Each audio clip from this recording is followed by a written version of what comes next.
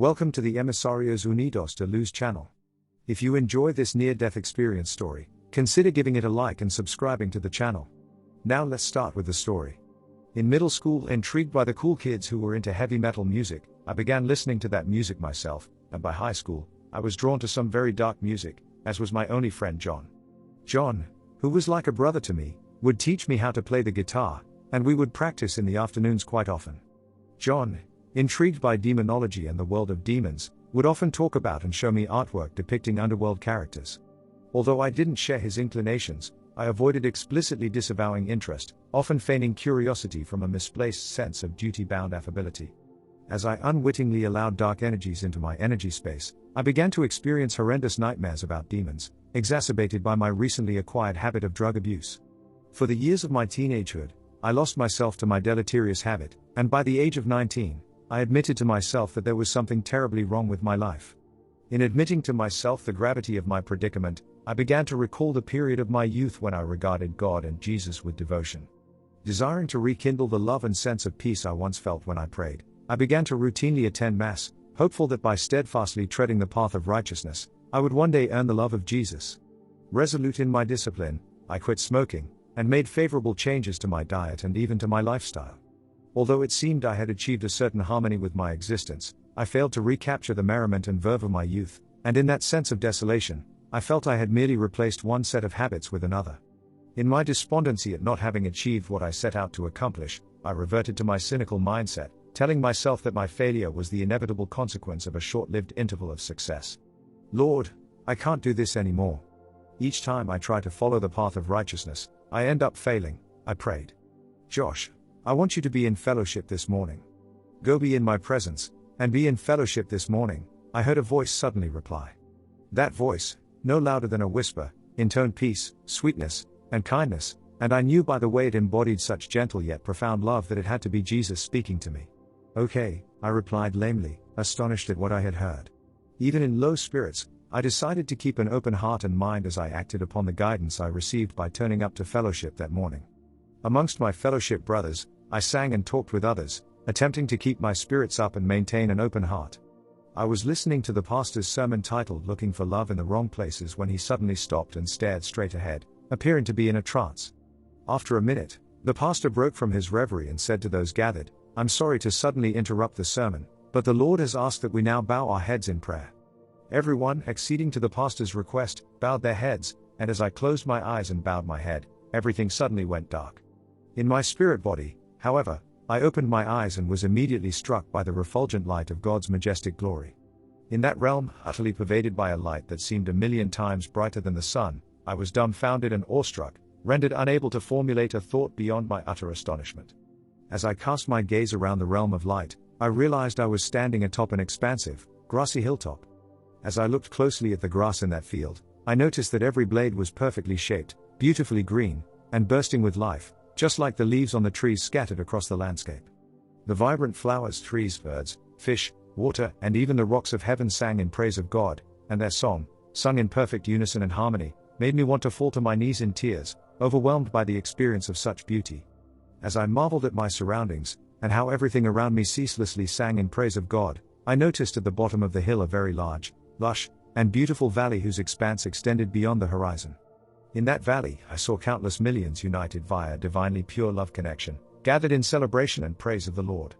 In heaven, everyone rejoiced with a childlike innocence, and even I, as a newcomer, wasn't able to contain my jubilation and bliss and desire to wholeheartedly praise God.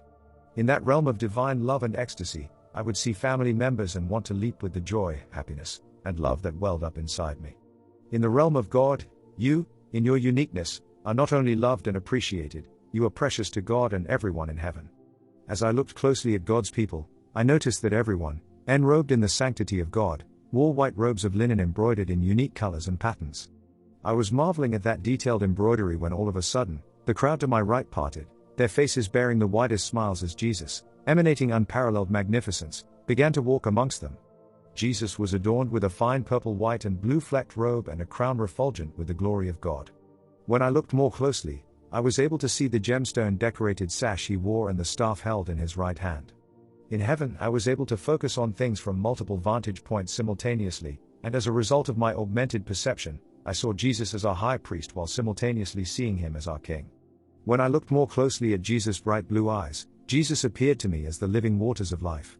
In his eyes, I saw a truth, the purity and perfection of which, although elusive in description, spoke of his unwavering resolve and his fealty to the Father. In his reef blue-green eyes, the embodiment of the ever-renewed living spirit sparkled with golden white light. "It's Jesus," I shouted repeatedly, overwhelmed with amazement, incredulity, and joy. I watched as Jesus, upon entering the crowd, locked eyes with the nearest person, wrapped his arms around them, and gave them the warmest hug. Suddenly, it was as if the entire universe had disappeared while I watched Jesus speak to that person more intimately than you or I would speak to the one most dear to our hearts. The person Jesus was speaking to was so melded with him that it was impossible to tell where one ended and the other began. I cannot say how long Jesus was with that person, as I was only aware of an unending moment in the experience of pure love. Jesus laughed so heartily that his laughter made everyone, including myself, laugh with him. After everyone regained their composure, Jesus, placing his hand on that same man's shoulder, continued speaking to the group for a little while longer before stopping mid-sentence and looking ahead. With his gaze fixed ahead, he then turned and looked directly into my eyes. When Jesus' eyes locked on mine, I immediately knew that he could see the totality of my existence. With unwavering love in his gaze, Jesus began walking directly towards me. Feeling unworthy of his attention, I turned and ran as fast as I could in the opposite direction, and as I fled, Jesus began to run up the hill after me. Realizing it was futile to try to get away from him, I stopped and bowed my head, not wanting to turn and face him. It was then that I felt him put his arms around me as he hugged me tightly, and in his embrace, I was lost in an experience of love so overwhelming that I stopped resisting. "Josh, you're not looking for love in the right places. You're here in church, and you're right where I want you to be," Jesus whispered in the most gentle voice. His voice was so gentle and so peaceful that I felt marvelously soothed and calmed by the beautiful tone of his voice and by the most loving empathy that his words expressed. "Josh, you keep running from me. Stop running from me, and let me love you," he implored with love, compassion, and patience. As Jesus said those words, I heard in his wordless expression, "Josh, let me love you right here and right now, and at this very moment in your life. There is nothing that you could possibly do in this life that would make me love you more than I do right now. And that is how it shall be now and forever." I was in his embrace when I began to feel the most incredible sensation, as though warm oil starting from the top of my head was flowing down and through my body. The movement of that energy through my body relaxed me to the point where I could no longer stand, move, or speak, yet I was aware of a group of people praying. I was back in my body, and when I opened my eyes, I realized that I had been crying for so long that my eyes were almost swollen shut. Seeing my fellowship brothers once again in fervent prayer reminded me of where I was and how I came to be there. "The place you are in is holy. Remove your shoes." I heard the voice of God thunder within me. With my boots and socks off, I got down on my knees right then and there and gave thanks and praise to God. It is strange, even after having such a profound spiritual experience, that life can become so mundane as mine did, as I, like most people, settled down, got married, and worked a routine job. It was on one such ordinary day that I had my second out-of-body experience, however. I will preface my account by saying that I couldn't have been dreaming, as I have never been able to fall asleep easily, much less start dreaming immediately after closing my eyes. That night, after closing my eyes, I suddenly found myself no longer on earth but rather in a place of extreme chaos and horror. Before I could even process the chaos that was occurring on several fronts all around me, I screamed uncontrollably as white-hot flames seared my flesh. While I was being scorched alive, I looked down at my arm to notice that it appeared as shriveled and decayed as an ancient mummified corpse. Awash in a bath of towering flames, the sizzling, seared flesh of my body would fall to the floor, only to have new flesh replace it. While I shrieked in anguish, I was suffocated by acidic, sulfurous gas whose putrid stench, the stench of rotting flesh, feces, and sulfur, overwhelmed me, placing me in an unending state of panic. Reflexively, I sucked in that toxic gas again and again in an interminable experience, driving me to the brink of insanity with terror. As I looked around me as frantically and as desperately as a rabid animal, I realized that I was actually in a tunnel or a chamber or a cavern of sorts, and I saw myself chained to the wall of that cavern. In that place of utter darkness, the darkness was so excruciatingly vivid to me that I could feel it as it pervaded my soul.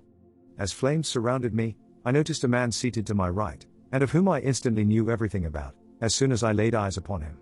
I knew that his name was George and that he had died of a heart attack at the age of 55. I also knew that when he was alive, he did not value his body, nor his life, and he especially did not value God. In fact, He wanted nothing to do with God, that is, if God existed at all. If God did indeed exist, he would have hated him to his very core. To my reckoning, he was an obese person in that infernal realm, just as he had been during his life. As he lay prostrated, the stench of his burning flesh filling his nostrils, he looked towards heaven as if pleading in vain for mercy, his head bobbing as he sobbed. Returning to the bleakness of my predicament, I looked down at my rotting corpse and saw worms crawling all over me. I watched as they burrowed into my flesh to consume me, emitting a sickening stench as they ate me alive. In hell, my suffering seemed to worsen the more I searched for distraction, and even though a man sat next to me, I had never felt so alone. Acutely aware of my loneliness, I was abruptly overwhelmed by the sickening wails of torment from the innumerable damned. I was so overwhelmed and sickened by their shrieks of pain, that I began desperately searching for a distraction. Suddenly, from out of the flames, black specters exuding pure and palpable evil began to dart in front of me. I was so acutely terrified when they approached that my body began to stiffen and shut down.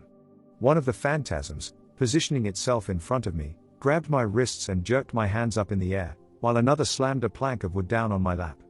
With hammer and nails, it then proceeded to nail my fingers to the wood, even bashing them with the hammer while cackling insanely.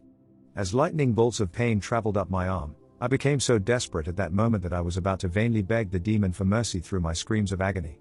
It was then that the ghoul morphed into an absolutely horrifying hybrid creature, part man, part wolf, part bear, and part pig, with razor-sharp teeth, blood-red reptilian eyes, and skin yellowed with rot.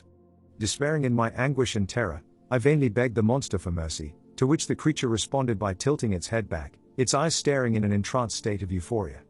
Hell, as I experienced it, was a domain where what you imagine to be the pinnacle of torment is only the beginning. Having said that, I believe the intensity of my experience of hell was assuaged by the grace of God, not only to ease my suffering but also so that I could process, interpret, and remember the various aspects of that experience. The most harrowing aspect of my experience of hell was that, in being convinced I was going to remain there eternally, I became so filled with trepidation and despair that my heart completely closed. It also drove me to the brink of insanity to consider how the demons of hell, insane with hatred, are entertained and intoxicated by seeing one suffer. I would like to end my account by saying that had I made my habit to turn to Jesus and God in prayer in my times of trouble and despair before my experience of hell, I might have been saved from the experience of eternal damnation upon praying. I know, however, that Jesus wants every one of us to turn towards him or towards God in prayer reflexively in times of trouble and despair, but also just to thank him for our joy, happiness, and peace.